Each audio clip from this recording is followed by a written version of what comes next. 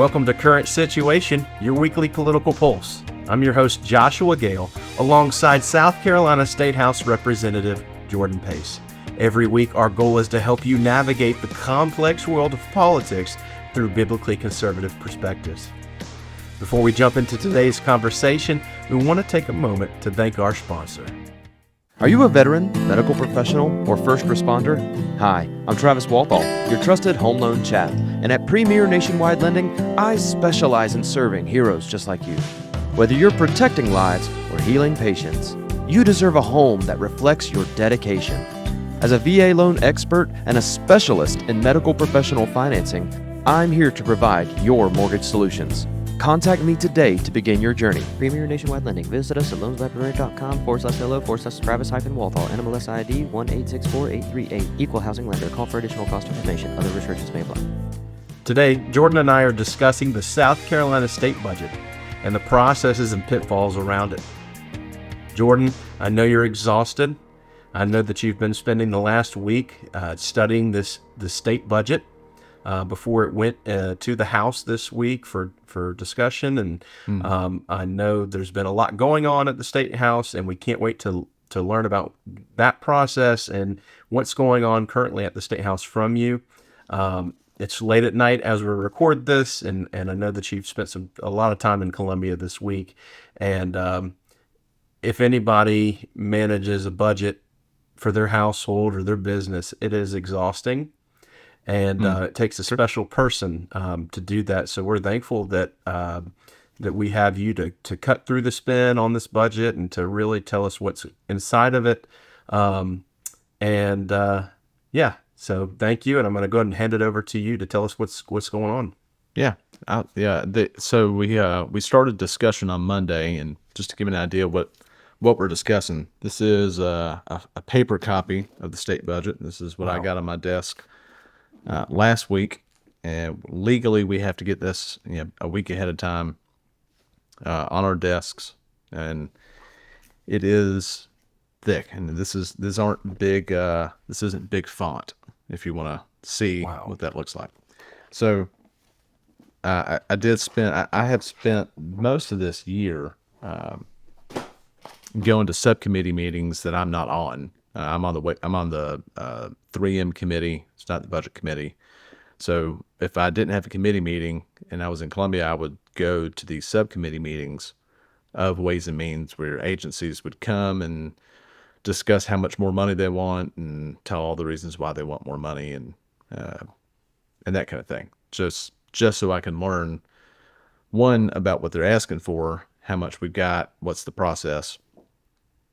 And I learned a lot through the last few months. When we actually got the budget and were presented with everything in its totality, I learned even more. I learned that this budget did not cut a single dollar from any agency in the state. In fact, it grew. Many of the agencies, I think there was well over 100. I think just Clemson had over 100 new full-time employees, but several hundred new full-time employees. And I mean, we're going to go through several instances of wasteful spending and just honestly crazy stuff. But it was big. It took several days, and there's a few of us that knew from the outset that, hey, this is going to be a problematic budget similar to last year, and prepared ahead of time to present amendments. I think altogether I prepared somewhere around 40 different amendments for various parts of the budget, and presented many of them, not all of them, but presented many of them from the well and tried to defend those. Unfortunately, none of them passed. We had a pretty good effort, got more no votes against the budget. I had 15 no votes. It's more, I think 11 last year is what we had. Mm-hmm. And that was more than any in recent history, really, probably within our lifetimes. 15 is the most. So that's a big deal. Yeah. And a few years ago, the budget passed in one day, basically no discussion. So we are heading in a direction where this is at least discussed openly. Maybe one day we'll actually get to zero-based budgeting, which is something we're supposed to do, but we don't. to actually. Well, I do want to dive into that. Yeah, yeah. But before we dive into that, I want to throw up if on the screen. If you are a listener, we do have a YouTube version of this podcast that has some visuals in it, things like that. Jordan and I are not great to look at, but we do sometimes throw some visuals on the screen. I have in my hands a mailer that was sent out I believe based on last year. Here is how Jordan Pace has voted so far this session. Yeah. Representative Jordan Pace was one of only 11 out of 124 who opposed a balanced budget that included investments and talks about, all these different things, roads and bridges and teacher pay raise and, all these different things. And of course there's spin around that. Puppies, Jordan hates puppies and voted against dog shelters and, all Right. those kind of things. And it's, to me, and I see text messages that went out against you, I think a little over a week ago, based on a bill that you voted against as well. Understanding marketing myself, mailers are extremely expensive. Yes. Number one, you have to purchase the information of the voter to actually have an address to send it to. Number one, there's the printing. Number two, there's a printing cost. Double-sided in color, all these different things. There's a graphic designer, all these different things. And then you've got postage, right? And then, so someone, and usually when we get a postcard like this, we don't realize it, but it's in very small print on the bottom. It prints on it who sent it out. Yep.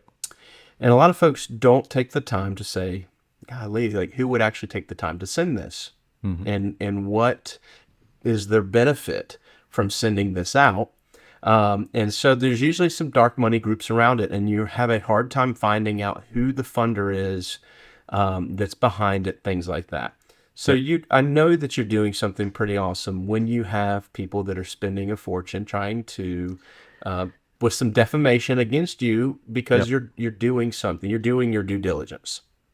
Well, the group that's been doing this, some group called the Palmetto Truth Project, they don't have a board. The only listed individual connected with them, like their listed agent on their tax filing, is a Democrat attorney who's on the Clarendon County School Board, which is currently being investigated for misappropriation of funds. Not exactly a strong character reference. But this group has spent probably close to $1 million over the last year against me and 14, 15 other members of the House that vote against special interest bills. And so the mail that you're talking about went out about a week after the budget vote last year, claiming that, I'm against law enforcement and teachers. I'm like, I was a teacher. My wife is a teacher. Right. Pretty sure I'm not against teachers. Because we voted against the budget in its totality, but we vote in the budget in sections. So if anybody ever wants to watch how this happens on the website or ETV, we go through each section of the budget and vote on that section individually. So like I voted in favor of the law enforcement section, SLED, giving them pay raises. I voted in favor of the education section. I didn't vote in favor of the wasteful spending parts of the budget last year, nor did it this year. So things like, for instance, this year we had a $2.6 million increase for the Arts Commission. Now, the Arts Commission only gets about $5 million a year, and they wanted and our budget that was passed, which I voted against, and I voted against this section, and I put an amendment up to try to eliminate this, was a $2.6 million increase. Now, what does the Art Commission do? Well, a lot of what they do is give awards and fund art and art projects. Most recently, according to the Post and Courier from a few days ago, their most recent winners was a sculptor who uses gummy bears as their mode of sculpting. So a gummy bear sculptor and homoerotic lewd art were their two big winners. So that's who received taxpayer funding. I did not think it was a good idea to give them more money. No, and I couldn't agree more. I'm an artist myself. My wife and I are songwriters. We spend a lot of time doing that. We believe in the arts. We believe that live music makes money. We believe that it brings community together. We believe that we know the research behind live music and and having that, access to it, brings unity, and then it brings taxpayer, sales tax, all these different things, and it brings, it makes neighborhoods safer when you have access to live music. Yeah. But certain things which aren't sustainable, I'm sure that gummy bear sculpture, number one, It's probably delicious. it's probably delicious. Yeah. But really, honestly, what are we doing there? And it sounds extremely wasteful. Yeah. And there's a conflict there of vision of like worldview where, and this was brought up in stark contrast when I was at the well defense presenting my amendment. Some of both Democrats and Republicans jumped up and said, well, what about all this tax revenue that's produced by the arts? As if government is the only funder of art. I mean, even if they got and wound up getting this extra $2.6 million, how much money is spent to produce art in South Carolina? It's a whole lot more than $2.6 billion or $1 million. Right. The vast majority of artists are not government sponsored. And when the government injects itself into areas that it doesn't belong, into marketplaces like this, it distorts the market because it's subsidizing gummy bear statues. Mm-hmm. Well, what does that tell artists out there who are maybe not very good? Their art isn't good enough to get public support, like from the populace. So they're going to go chase government money. Right. Well, they're going to make more gummy bear statues. It's going to make more of the other stuff that won awards. And that's what happens when government subsidizes things that it shouldn't subsidize. We get more of it. Absolutely. Yeah. So you mentioned zero-based budgeting. Is that something that we do in South Carolina? I know it is practiced by our neighbors in Georgia. Mm-hmm. So but is it Georgia something we do this. here? It's something we're supposed to do here, but we do not. So what zero-based budgeting is, basically the idea of taking a clean slate from last year's budget, rather than take last year's budget as a base and then add upon it. It's the idea is you come in at zero with every agency and have that agency come in and explain what they did with the money last year and why they need their whole budget again this year that they had last year. Right. That is not what happens in South Carolina. Like I said, I went to many of these committee meetings where the agencies came in, the universities came in, and rather than explain what they did with last year's money and why they should get that again and maybe more, the entirety of the meetings were the agency shows up, says, we would like more money for what these things we want to do, and then maybe ask a few questions about that new money that they're going to get. Now, they asked for a lot more money than they got. Mm-hmm. So that I don't want to pretend like they got everything they asked for. Right. But we do not do zero-based budgeting. And even today, when asked about that by a member of the press, the chairman of Ways and Means said as much. He said, yeah, we don't do zero-based budgeting. It's for whatever reason, it's just not something that we do, even though we're supposed to do it. Right. So being someone in a former role, I was a senior director of technology for a company that worked with a lot of state agencies. So I was constantly looking at South Carolina bids, which they're all publicly listed. You can go and look through a procurement website for the state of South Carolina, and you can read through these bids. And you can look at these things. And so I would work with these government agencies. And one of my values is stewardship. And I would just see so much wasteful spending. Yeah. And I'd see bids chosen, whether it was mine or another, that was going to create more wasteful spending. These procurement officers, jump around different agencies, things like that. At the end of the day, their goal is to stay on track with the timing. It's not to consider cost. And well, it's very easy to spend other people's money. It's extremely and it would really extremely bother me. And I watched lots of organizations here in Charleston and throughout the state of South Carolina just spend so much money that they did not need to spend, because they knew that if they didn't spend it, they'd lose it. And they knew that they were going to need to spend it in order to get more. Yeah. And, a project that they would spend, several million on this year, that was completed, but let's going to ask for that same amount again, plus more. So anyways, I saw it firsthand. And if you want to dig into it yourself, you can look through the procurement website. You can look at these bids. You can look at what's being spent. And there's a lot of people that make an incredible living off Yeah. of state government and being, and procurement from the state Yeah. and the federal government. It's the practice is called rent seeking. It's literally the economic term for that is rent seeking. And we have a really awful example of that in this year's budget. Yeah. So tell us about that, Jordan. Yeah. So literally this is the definition of rent seeking, where several state agencies that a different bill that we talked about a couple weeks ago, they're trying to like consolidate these health agencies under one new, larger bureaucracy, where physically they want to move these two. They hired this consulting group out of Boston, named the Boston Consulting Group, paid them a lot of taxpayer money to give these recommendations. I would not put a whole lot of faith in this group. Their beliefs on their website are totally antithetical to what I would consider South Carolina's conservative standards should be.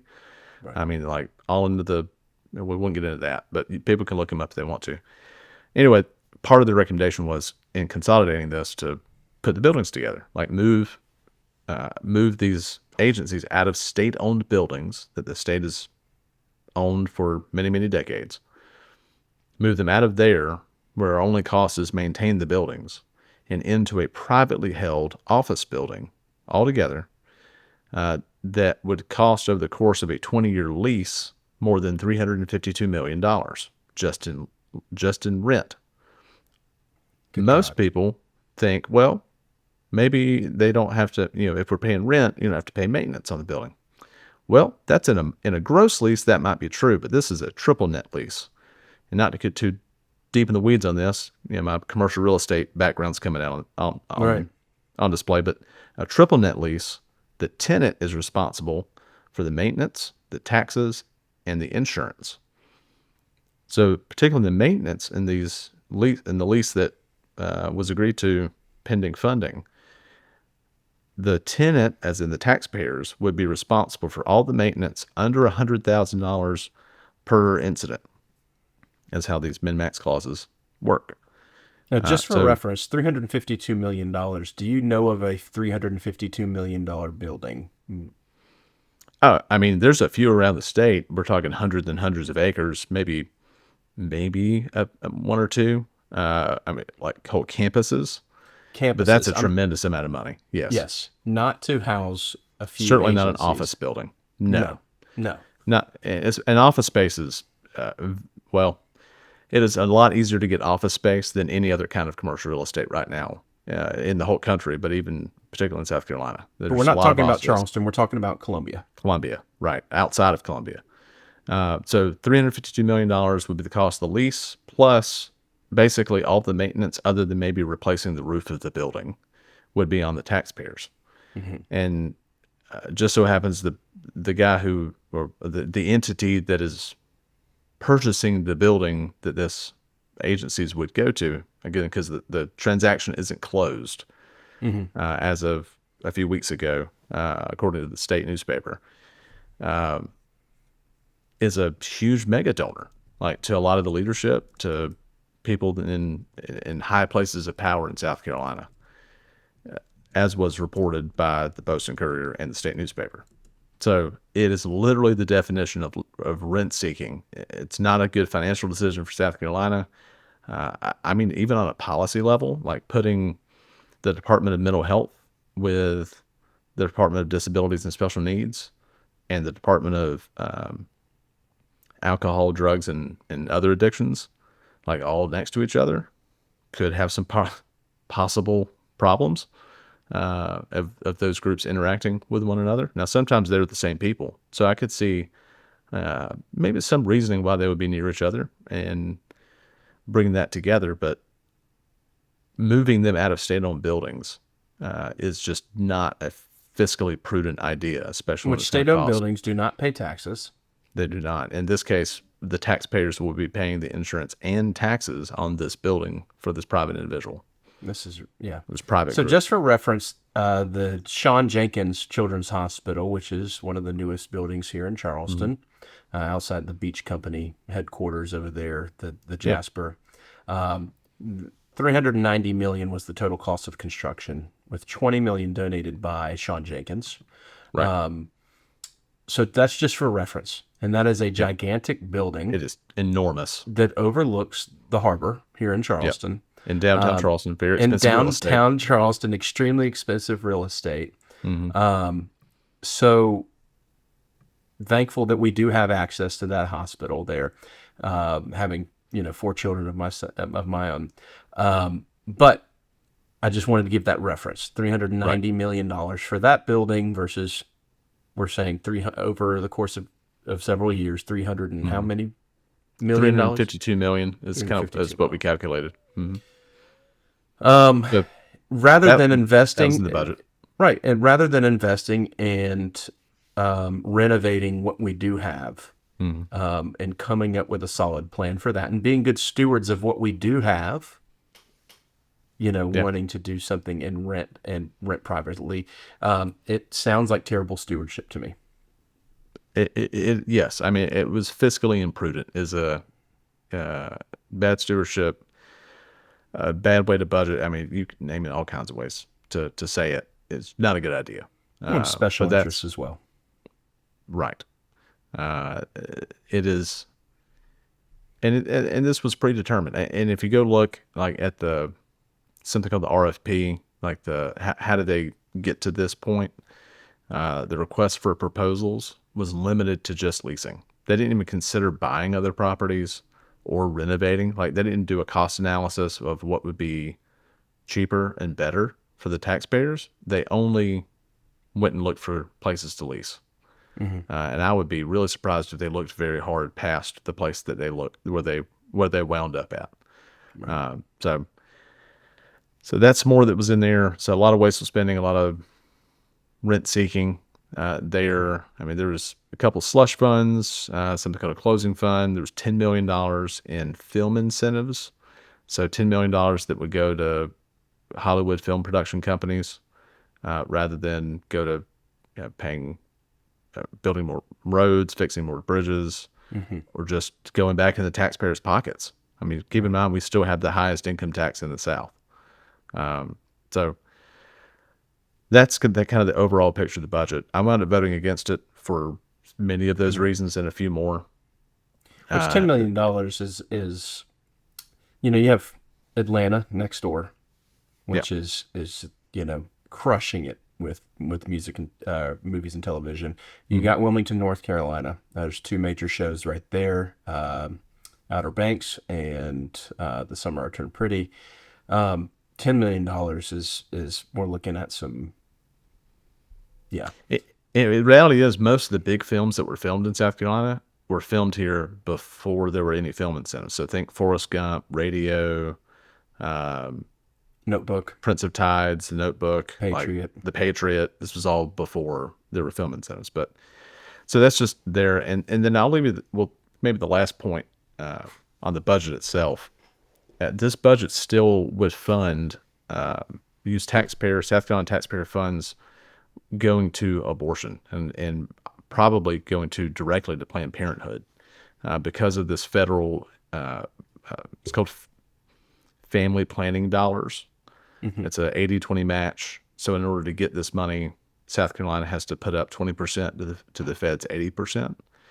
And by participating in this, historically, the state could not direct for or against any particular providers. But also coming with this is a mandate to go to Planned Parenthood because they do these family planning stuff. So my good friend Josiah Magnuson from the upstate in the Spartanburg area, he put up an amendment to fix this. The governor was in favor of this amendment. South Dakota, we modeled it on something South Dakota did several years ago where they stopped putting their tax money toward it, and they did not lose any federal funding. It's a court tested. They won a court case in South Dakota about it, and he put it up. It got struck down. So because it was struck down, taxpayer money would still go to Planned Parenthood.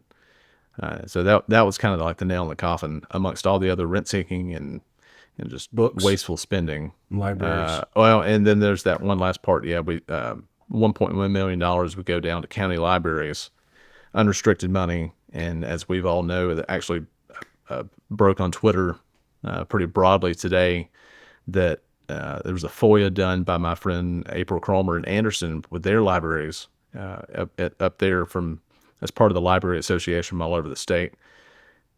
But the public libraries and the libraries in the schools, librarians have been hiding books from kids, hiding books from parents that these kids have access to that have like transgender themes very explicitly in them in these children's books. We ran across one in a local library here in the Low Country.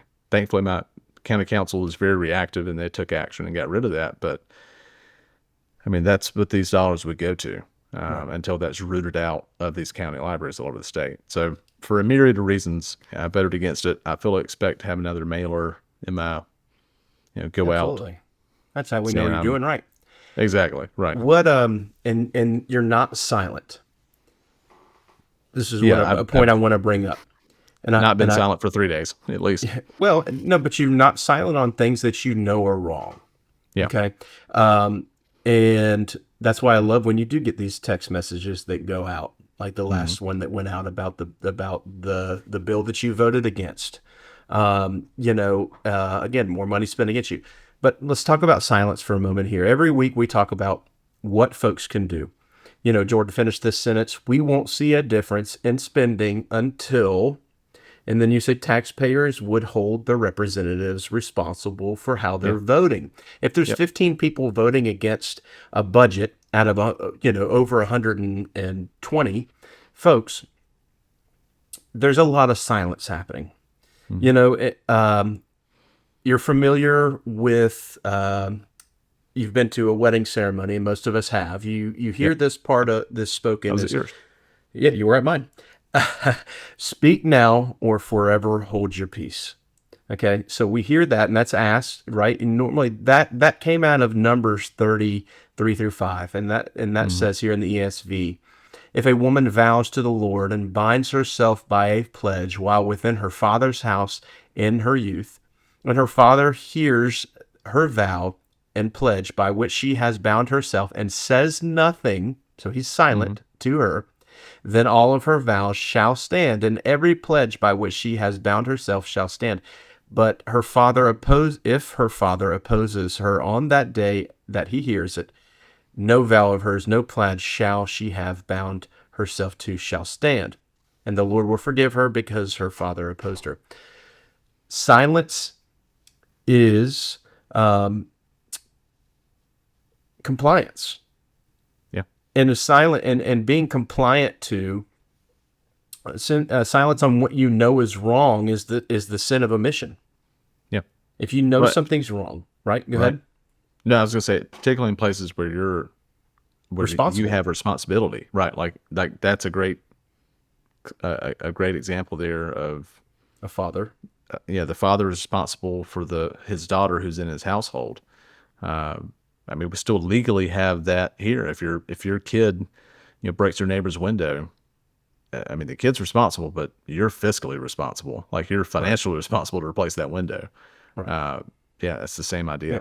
So Christians who remain silent on things that we know are wrong because we don't want to seem intolerant, or we don't want to seem, not loving, or, fill in the blank. That's silence. Or just don't know. Or just don't know because of ignorance. Yeah. Right. I say it every week. We don't get a pass. And our silence is consent to let others go and do as they please with our tax-paying dollars, and to let others go ahead and vote based on how special interests and a lot of other things that once we continue to pull on the strings, we realize there's special interest in all of this. But our silence and our ignorance to it all is sinful. And so that's, with this podcast, we're trying to expose a lot of these things to let people understand these are things you need to pay attention to. These are things that you are responsible for before God. Yeah. And so I want to end today with that. And I want to thank you for not being silent, Jordan. Well, I want to thank you that you stand up for what's right.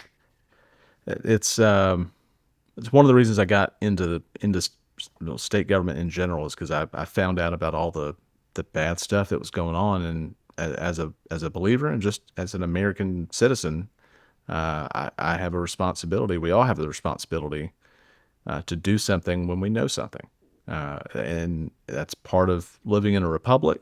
It's a lot of the blessings of being in a republic, in a representative democracy, but there's also a lot of responsibility that if we forego that responsibility, bad things happen, and they are happening. Yep. And money's going to the wrong places. Mm-hmm. And we have a lot of roads. We didn't get into it today, but we have a lot of roads and bridges that need to be fixed. And if we don't, we're going to be in a place. I mean, we all drive on these roads already. They're terrible. There is expected to become worse before it gets any better, and especially if we continue not to fund some of these projects. Well, it's not just funding. Funding's part of it, but if we don't reform how they're funded, and that'd be a great idea for maybe next week's podcast. Let's not get into who owns the concrete company for the highway. Anyways, well, thank you guys for tuning into Current Situation. Jordan, thank you for joining us. I know it's late on a Wednesday night. This podcast comes out tomorrow morning, but we really believe that this is stuff that folks need to know. We thank you for everybody who is subscribing and tuning in. We've got well over more than we expected of weekly listeners, and we're just grateful for that. And continue to tune in. Jordan and I are going to continue to expose things and educate and inform as much as we can, and ask questions. And again, if you do have questions yourself, please submit those to us through social media, through our email, through our website, currentsituationpodcast.com. We love getting those messages from you, and we take this seriously. So thank you for tuning in, and we'll see you next week.